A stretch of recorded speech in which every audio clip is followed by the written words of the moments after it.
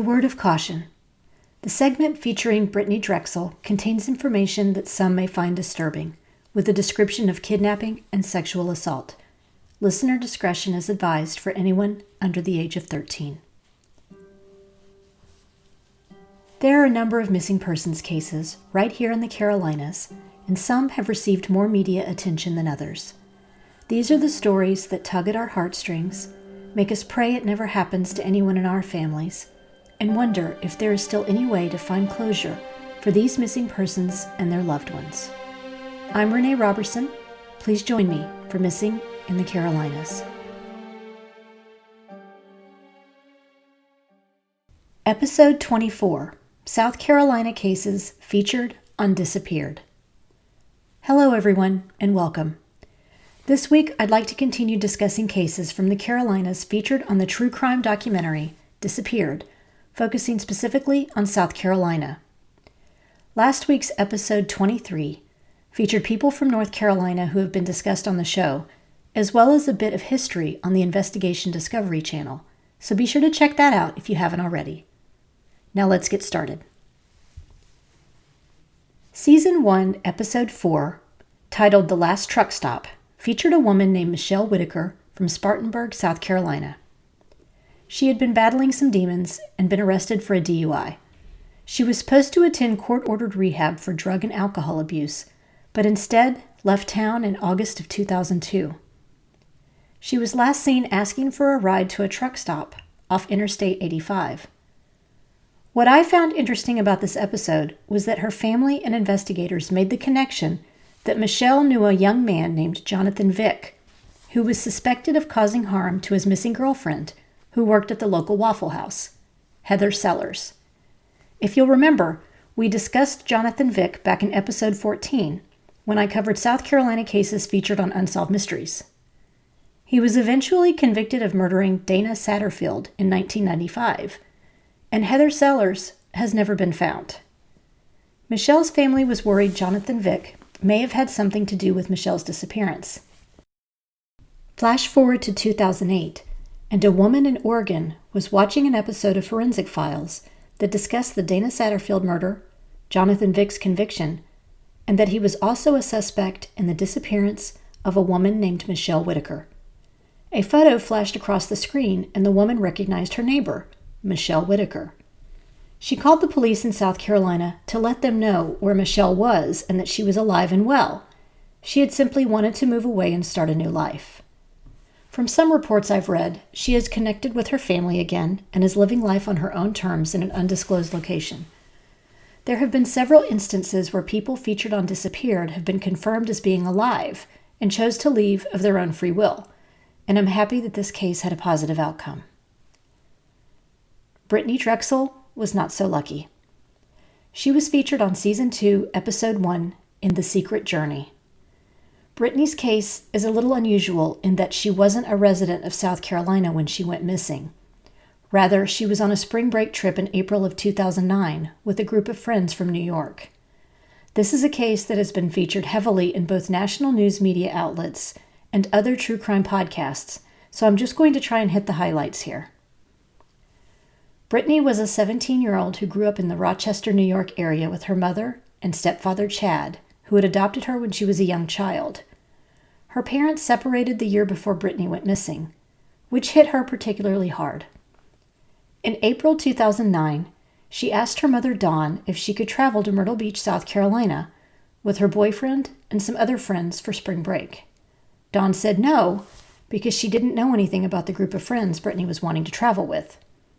Her mother's intuition was in high gear, and she also had a feeling something bad would happen to Brittany if she went. It caused a huge fight between the two, and Brittany left to go cool off at a friend's house for a few days. Or at least that's what she told her mother. That day, Brittany instead left for Myrtle Beach without telling her mother. She called home a few days later, and when her mom asked where she was, she said, "The beach." Dawn assumed it was at a local beach near Lake Ontario shoreline and didn't press for details.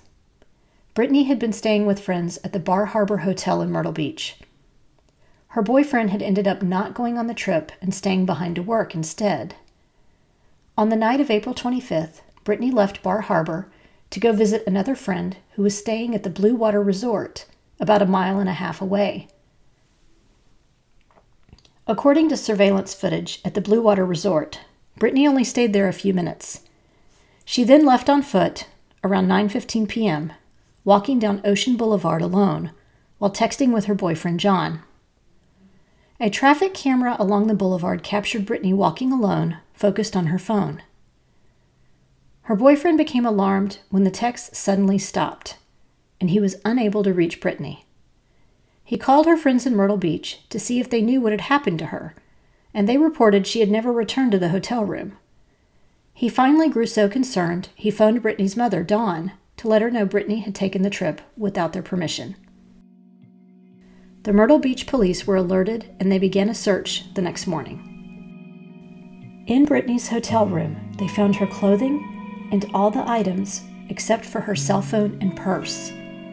They talked to the people she had visited at the Blue Water Resort, a 20-year-old nightclub promoter from New York, and some of his friends. When I first heard about Brittany's disappearance, I thought back to my own memories of visiting Myrtle Beach while in high school.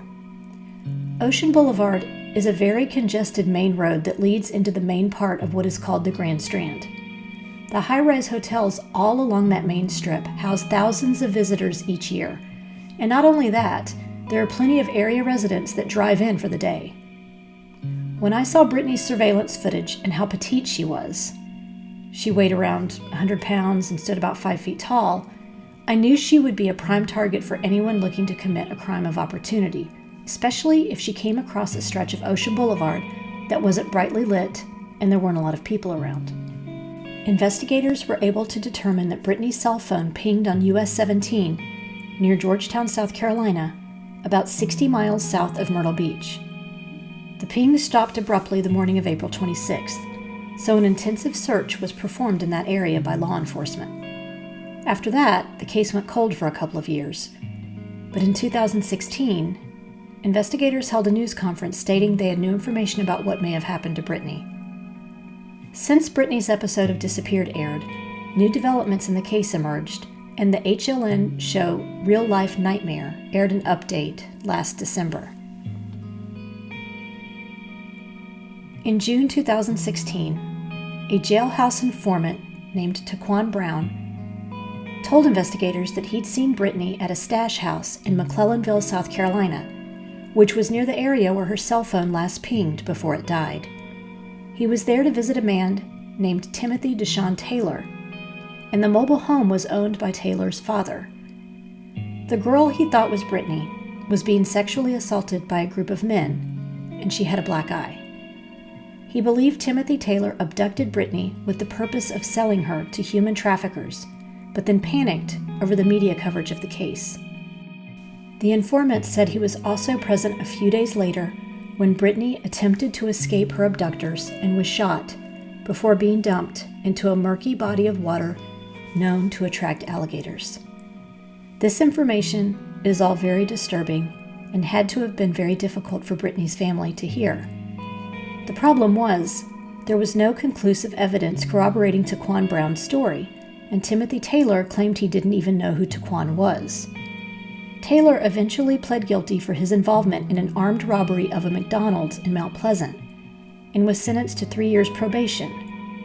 Meanwhile, the informant, Taquan Brown, is serving a 25-year sentence for involuntary manslaughter in an unrelated case. A search of the property where the alleged stash house was turned up no leads, and in a strange coincidence, the Myrtle Beach Sun-News reported it burned down in May of 2019. That same month, members of the FBI also gave a press conference where they released the following information. Of the case, obviously it's been 10 years, and that's why we're meeting here today, and that's why Brittany's mother's in town. It's been 10 long years, and we understand to a degree the anguish that she's had to endure for these 10 years, her and her family. But I can tell you, as an investigative team, we continue to make positive strides in this case. We continue to receive information from the public and leads and develop additional leads from that information. So that's heartening to see. So again, it's 10 years. We still don't have anybody in custody, which obviously is not our goal, but we are making positive steps. Everybody's invested in this case, as they would be in any case. Kidnapping a child, her death. Any law enforcement officer, any criminal investigator is reluctant to close a case out like that and just shift it aside. Plus, like I said, we're still receiving information about this case that's still taking us places. So as long as we're developing information that we feel is positive, we're going to keep working the case as we have been. And I'll tell you, we've been working as diligently today as we did on day one. So I haven't seen any of that waver at all. Brittany's family hasn't given up looking for her, but believes she was murdered not long after she disappeared. The case remains unsolved. The producers of Disappeared featured Liz and John Calvert from Hilton Head Island, South Carolina, on Season 2, Episode 5, Lost Trust. I discussed this case at length in a 2-part episode that also featured interviews with 2 true crime authors who wrote about the disappearance. Here's a short clip from Episode 5. John Calvert was 47 years old, and his wife Liz was 45 when they went missing back in 2008. They had been married for 10 years at the time of their disappearance. They were high-end entrepreneurs who owned several businesses on Hilton Head, including the Harbortown Yacht Basin, Harbortown Powerboats, and Harbortown Resorts.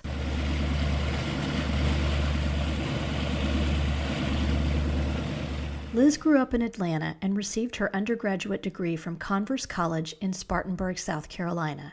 She graduated from law school at the University of Georgia and went to work as a staff attorney at UPS in Atlanta. After 14 years with the company, she joined Hunter McLean in Savannah, specializing in taxes, employee benefits, and executive compensation. In her spare time, she enjoyed flying and earned her pilot's license in 2006, eventually purchasing a plane that she flew regularly in and out of Hilton Head Island Airport.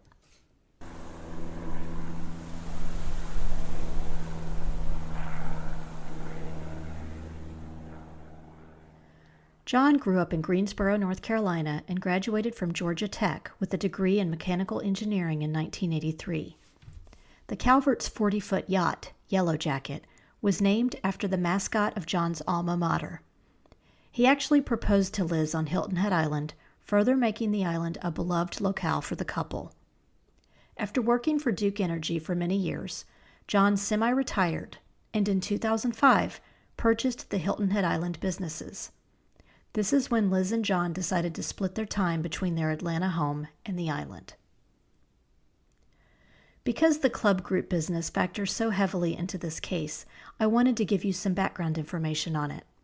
It was founded in 1986 by 2 men named Mark King and Dennis Gerwing. Dennis served as the chief financial officer for the property management company, which managed Sea Pines Center, located within Sea Pines, which was also home to the club group's offices. The club group handled many of the Calvert's business affairs, including leasing and accounting services. Dennis had managed the finances for the companies Liz and John Calvert owned for at least 20 years, because he had managed them for the previous owners as well. However, Liz was a savvy businesswoman and had grown suspicious that there was money missing from some of the couple's Hilton Head Island businesses.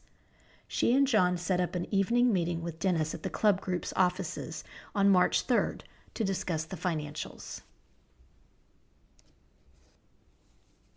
At 5:32 p.m. that day, Liz passed through Hilton Head Island's Cross Island Parkway toll plaza. She was seen boarding the Yellow Jacket at 5:40 p.m. and emerged wearing more casual clothing. She got in her car, a Mini Cooper, and drove the short distance to Sea Pines Center, where she was to meet John at the club group's offices. It was the last time she and John were seen alive. If you haven't listened to the episodes featuring the mystery of Liz and John Calvert's disappearances, I invite you to revisit them in episodes 5 and 6 of this podcast. Let's take a quick break for a word from our sponsor. There's a joke in my house that every spring I find a new project to work on, whether it's decluttering, working on a novel, or buying new furniture and clothes. Spring always gives me a sense of renewal, and after the year we've all had, I'd say it's time to treat ourselves where we can. I recommend considering some of the ongoing offers over at WOW Women on Writing, such as submission consultations, where a writer can submit up to 4,500 words and then receive detailed feedback on where to submit. Or choose a manuscript draft editing package for novels, short story collections, and memoirs, complete with a consultation. There's also an ongoing course that can help you simplify your book writing process with a book style guide, and a course where you can learn how to showcase your online clips with websites. Best of all, these packages are all affordable and offer incredible value and a personal connection to help you improve your writing and get your projects that much closer to publication. To check out these offers and many other courses that are starting up at the beginning of April, visit wow-womenonwriting.com and click on the Classes tab to learn more. Let's get back to the show. Tammy Kingery's story was featured on Season 7, Episode 4 of Disappeared in Walk into Darkness. Tammy, who lived in North Augusta, South Carolina with her husband and 3 children, worked as a nurse at a nursing home. On September 20th, 2014, Tammy, who by all accounts from her friends and family had been battling depression, left work for a 7 a.m. shift. A coworker reported Tammy had checked her blood pressure several times at work that morning before she called her husband to let him know she wasn't feeling well. Not wanting her to risk driving herself, husband Park picked her up around 10 a.m. Once they got home, Tammy told him she wanted to lie down for a little while and rest, so he took their 2 younger children with him to run errands, one of which involved his son stopping off at Tammy's mom's house to mow the lawn. When Park and the kids returned from their errands a few hours later, Tammy was nowhere to be found. They found a note in the kitchen that read, "Went for a walk, be back soon. Love you." Park was immediately concerned because Tammy normally didn't take walks around their property, which was located in a pretty rural area of their town. He also knew she hadn't been feeling well, so he was worried she had left the house in order to harm herself. Because of this, he filed a report with the Edgefield County Sheriff's Office around 2 p.m. that very same day. He was also worried because a week earlier, Tammy had taken an overdose of prescription medication while drinking, and he was afraid she had become suicidal. She left behind her cell phone, keys, purse, and identification. It was also unusual that Park found the house locked from the outside when he returned, but the keys were still inside with Tammy's belongings. The house had a lock that could only be used from the outside. That weekend, the Edgefield County Sheriff's Office conducted a massive search of the wooded area surrounding the Kingery property, using helicopters, rescue teams, and search dogs, but weren't able to uncover any clues or leads to Tammy's whereabouts.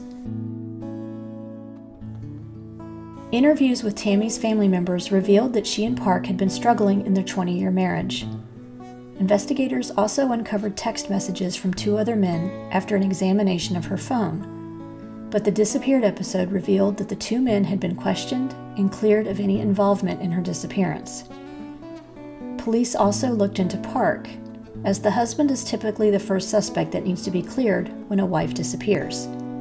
But because Park had picked Tammy up from work and 2 of their children were at home with him when he went to run errands after, he was cleared, because no one could see how he could physically have been involved.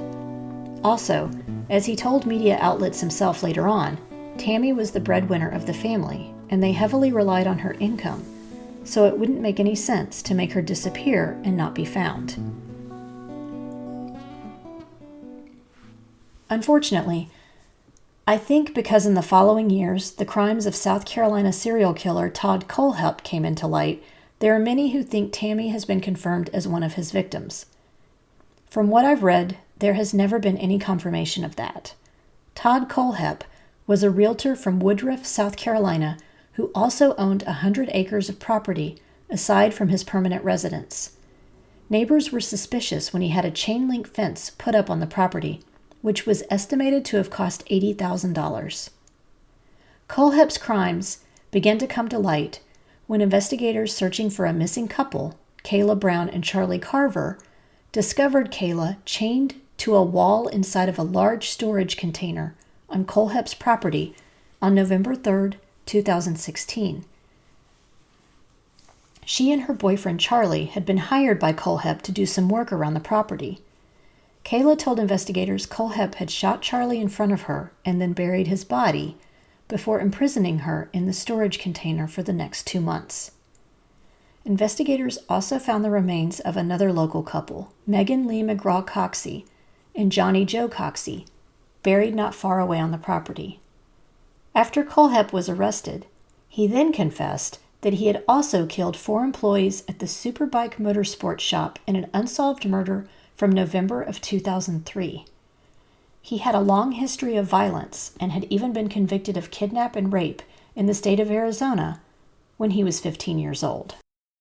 I think where some of the confusion from Tammy's case comes is that Colehep continued to tell news reporters after his arrest that there were more victims out there that hadn't been found, but he didn't see a need to name places or victims. Prosecutors at the time suspected he was trying to draw more attention to himself, as serial killers often do. While Tammy's disappearance did fit into the timeline of when Colehep was committing murders, there is no evidence that they knew one another. Plus, the location from where she went missing and where Colehep lived and worked was almost 2 hours away from each other. So unfortunately, I think some media outlets and bloggers have latched onto the fact that Tammy went missing in 2014 in South Carolina, and Todd Colehep was committing crimes in the same time period and in the same state, but I suspect the two are not related. There has been no evidence that Tammy is still alive or living anywhere else. She would now be 44 years old. At the time of her disappearance, Tammy, a white female with blonde hair and hazel eyes, stood around 5 feet 4 inches tall and weighed 125 pounds. Anyone with information about this case should call the Edgefield County Sheriff's Office at 803-637-5337. North Charleston resident Brandy Hanna was featured on Love Triangle on Season 7, Episode 9 of the show. She was 32 years old when she went missing from her apartment on the evening of May 20th, 2005. Before we get into the details of her disappearance, I want to give you a little backstory on Brandy's living situation. She had lived with a man named Michael Ray McAdams for about 6 years, but then his friend Zeke Langford temporarily moved in with the couple after leaving his wife and kids. During this time period, Brandy and Zeke developed a romantic relationship, and when Michael asked Zeke to leave the home, Brandy chose to move with him. In the disappeared episode, Brandy's mother, Donna Parent, expressed that she was a little uncomfortable with the apartment Brandy and Zeke moved into after leaving Michael's house. It was in a neighborhood that was known for having a lot of drug and criminal activity. Brandy assured her mother that they would be fine, and it was just a few miles from Alex's restaurant, where Brandy worked and Donna also worked as a manager. But after only a month of living in the apartment together, Zeke decided to move back in with his wife and children, leaving Brandy alone. She held on to hope that he would change his mind and return back to her. In the meantime, she spent her days working at Alex's restaurant, which is what she did on May 20th. Brandy, who didn't have a car or a license, got a ride home with a local retired police officer who drove people around in the area for extra money. Her friends and family described Brandy as a homebody, and that's what she liked to do after finishing up a long shift at the diner. Donna talked to her at close to 6 p.m. that evening. She was excited about visiting the local beach. A few hours later, she texted one of her girlfriends asking if she could get a ride to the store so she could pick up a new bathing suit for that weekend's trip. Her friend arrived at her apartment around 10:30 p.m. that night, but Brandy didn't answer the door. Her friend said she heard the TV on inside of the apartment, but no other movement, so she figured Brandy had fallen asleep and left. 3 days later, on May 23rd, Brandy failed to show up for her scheduled shift at Alex's restaurant. Her co-workers alerted Donna, and after failing to reach Brandy on her cell phone, she tried to file a report with the local police department. But because Brandy was an adult, the police were hesitant to file a missing persons report so soon. Donna then called Zeke Langford because he still had a key to the apartment and asked if he would meet her there so they could check inside. When she arrived, Zeke was already inside, and nothing seemed to be disturbed. Brandy had left clothing and money behind, a prepaid cell phone charging beside her bed. Another cell phone she used was missing. It looked as if she had just run out for a minute but never returned. She was officially able to file a missing persons report with the North Charleston Police Department 7 days after Brandy was last heard from. This is when police started to uncover a string of interesting clues about what may have transpired the day and night Brandy went missing. The disappeared episode detailed how Brandy had received a phone call at Alex's restaurant on the afternoon of May 20th. No one knew who the phone call was from, but Brandy was visibly upset once she ended the call. Later that night, police discovered she had been texting with Zeke Langford. They wondered if she had been planning to meet up with him, as she was still telling people there was hope that they would reconcile. A neighbor at the apartment complex came forward and told police they had seen a red pickup truck pull into the parking lot a little after 9 p.m., and Brandy got in it. The pickup had a white hockey mask on the front grille. The plumbing company both Zeke Langford and Michael Ray McAdams worked for used red pickup trucks for their work vehicles. Zeke's father owned the plumbing company. When police asked Zeke if he had seen Brandy that night, he told them he had to work and wasn't able to go by the apartment. Investigators suspected Brandy had been caught in the middle of a love triangle between the two men, and something went wrong. Both Zeke and Michael were brought in for questioning and agreed to take polygraph tests. Both men passed.